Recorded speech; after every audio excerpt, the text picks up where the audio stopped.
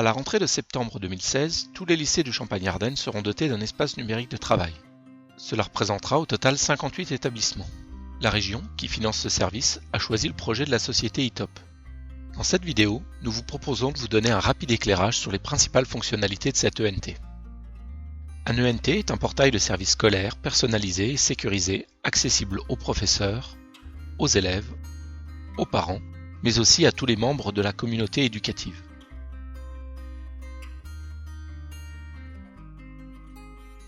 Pour se connecter, aucune installation n'est nécessaire. Il suffit de saisir ses identifiants sur n'importe quel matériel connecté à Internet.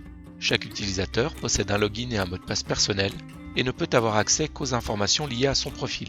Toutes les informations présentes dans l'ENT sont sécurisées et respectent les consignes de confidentialité de la CNIL. Les données sont stockées en France, en région parisienne. La page d'accueil se partage en 3 espaces distincts. En haut, la barre d'icônes permettra aux utilisateurs de suivre l'état de leur compte, leurs messages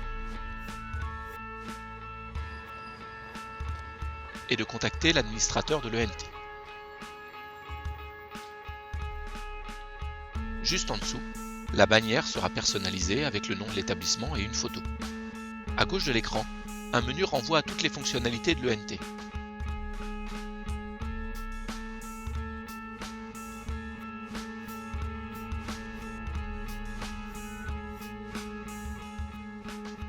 Enfin, au centre, différents modules sont choisis par l'administrateur de l'ENT, mais aussi par chaque utilisateur. Il est possible de réduire le bandeau du haut et le menu pour s'adapter aux petits écrans.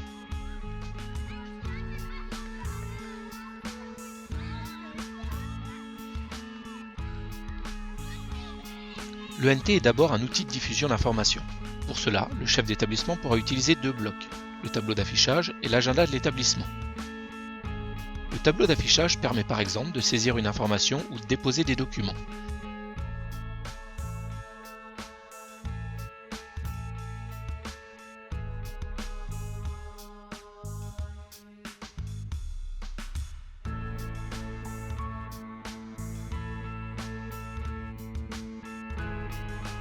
Et de choisir le profil destinataire de cette information.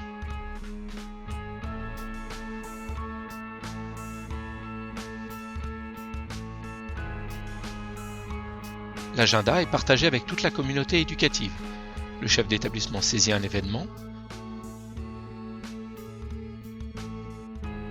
paramètre la date et l'heure,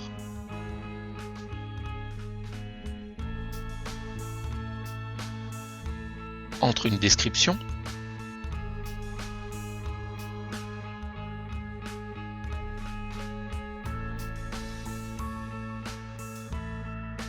et choisit le profil destinataire.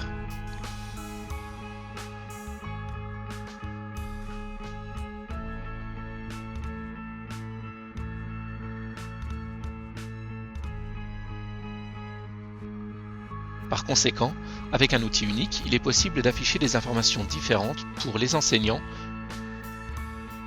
pour les élèves ou pour les responsables légaux. Notez que sur la page d'accueil, il est également possible d'afficher un bloc agenda du CDI alimenté par le ou la professeur documentaliste. Dans l'ENT, la communication se fait par l'intermédiaire d'une messagerie qui ressemble à votre outil habituel. Cette messagerie permet de faire communiquer tous les utilisateurs de l'ENT, mais aussi des personnes externes à l'ENT. Notez qu'il vous sera possible de transférer vos messages sur votre boîte habituelle ou de paramétrer votre smartphone pour recevoir et envoyer vos messages. Un exemple de message reçu. Pour envoyer un nouveau message, vous pourrez utiliser un outil de recherche. Sélectionnez la personne recherchée et lui envoyer un message.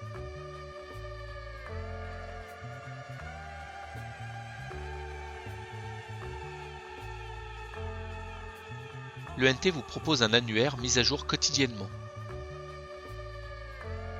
Le grand avantage réside dans la mise à disposition de listes de diffusion.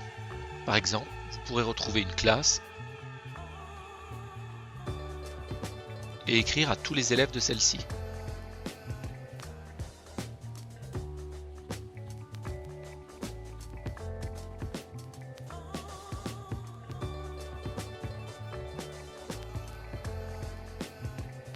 pourrez également retrouver tous les responsables légaux de cette classe,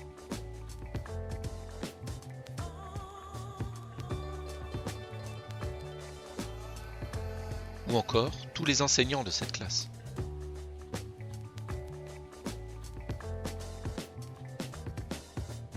Plus besoin de tenir une liste de contacts à jour. Les établissements peuvent choisir librement leur outil de vie scolaire, saisie des notes, cahier de texte ou édition des bulletins. L'ENT intègre un cahier de texte. Cependant, la plupart des établissements ont choisi Pronote comme outil de vie scolaire. Pronote est interconnecté à l'ENT. Depuis l'ENT, on passe à Pronote sans avoir besoin de se réidentifier.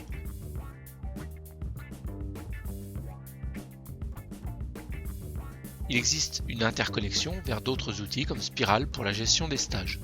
En matière de vie scolaire, il faut signaler l'outil de gestion des réservations. Un personnel du lycée peut réserver une salle ou un matériel, comme ici une salle informatique.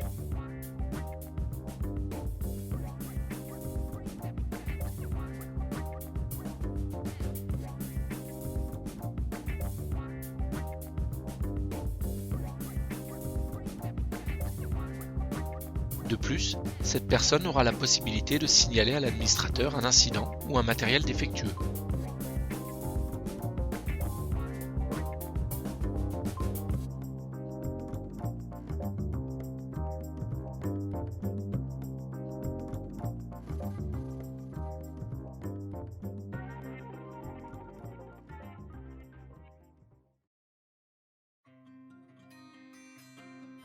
L'ENT propose différents outils pour accompagner les activités pédagogiques. Parmi ceux-ci, les groupes de travail. Les groupes de travail sont des communautés réduites d'utilisateurs rassemblés autour d'un projet commun. D'abord, on crée le groupe.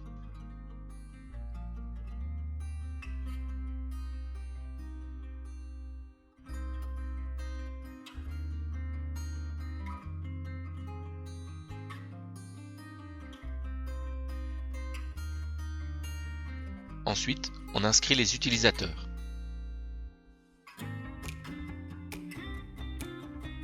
Ici, il s'agit d'inscrire des enseignants, mais cela pourrait être un enseignant et ses élèves.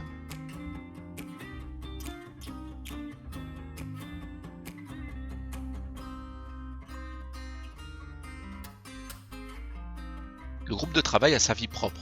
Le menu est spécifique et les blocs de la page d'accueil également. Informations, liens internet, forums ou documents. La vocation première d'un groupe de travail est d'ailleurs le partage de documents. Tous les membres du groupe pourront déposer et partager tout type de fichiers. Par exemple ici, un fichier PDF que les membres pourront ensuite consulter.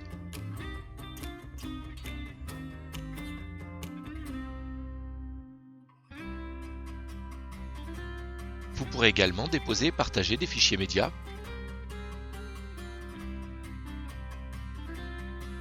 Par exemple ici, une vidéo visualisable en ligne.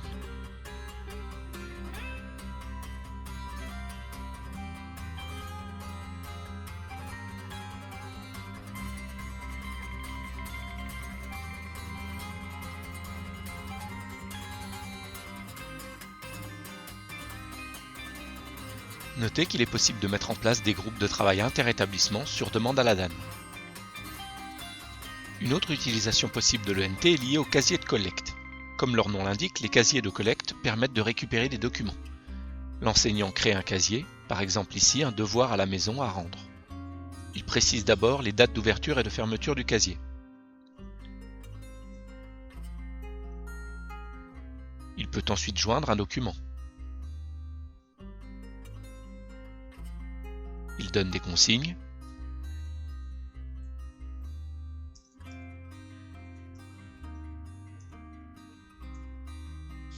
Il définit enfin qui sont les personnes concernées par cette remise.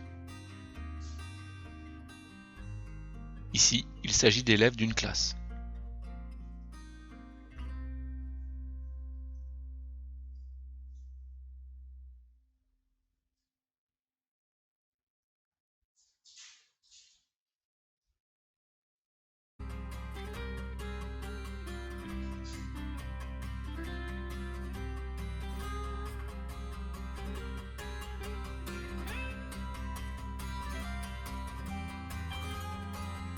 Voilà, le devoir est prêt, reste à récupérer les travaux.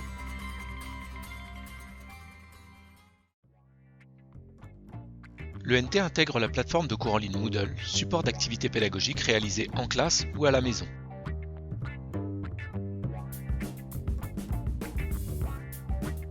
L'enseignant ouvre d'abord un espace de cours.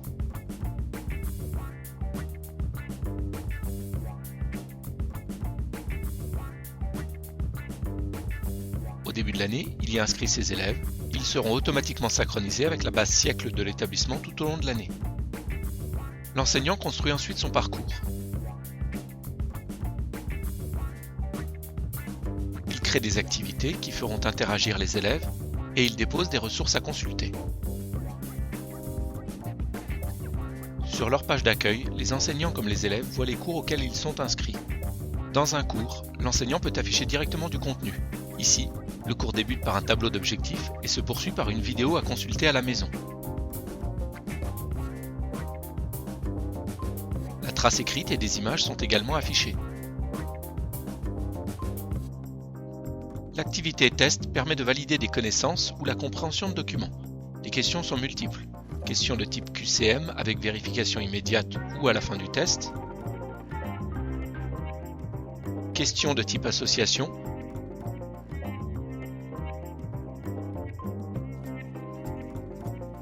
Ou encore questions de type réponse courte. De nombreux autres types sont encore possibles. À la fin du test, l'élève peut consulter son score et la correction. Dans son cours, l'enseignant peut déposer des ressources.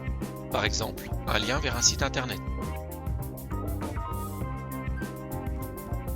Autre exemple, un fichier PDF d'exercice.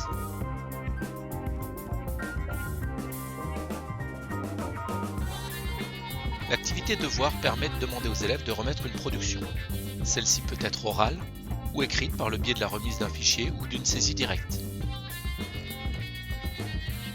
Les élèves et l'enseignant ont accès à un carnet de notes qui suit leurs résultats à chacune des activités et leur progression dans le cours.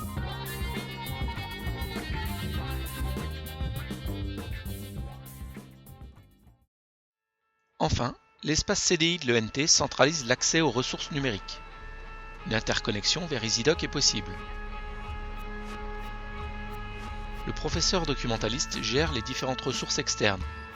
Il donne accès aux abonnements, par exemple le site TV, ou au manuel numérique, tout ceci sans réidentification.